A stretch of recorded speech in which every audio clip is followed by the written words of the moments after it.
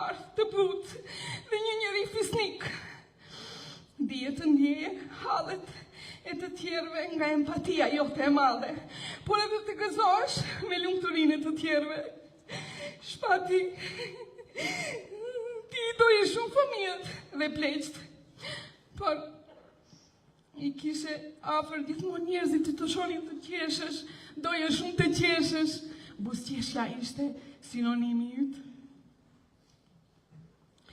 Është e rëndë të pranojmë se nuk do ta dëgjojmë më zërin tënd, por ti do të mbetesh mes nesh në çdo kujtim, buzëqeshje dhe gest mirësie që ke lënë pas.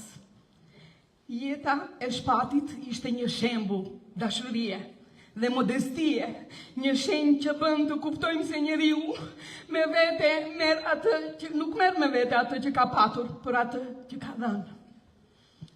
Sot nuk do të themi lam të mirë për gjithmonë, se ti do të ngelesh gjallë gjithmonë në zemrat tona, ti do të ngelesh dhe do të mbetesh dritë në familjen tonë dhe bekim që Zoti na dhuroi. Amanetin tënd, Roelin, do ta shohësh sytë e ballit. Jam krenare, që jam motra jote, vëllau im i Vockën Shpati. Zoti e past pranë vetes i dhënë paqë dhe qetësi.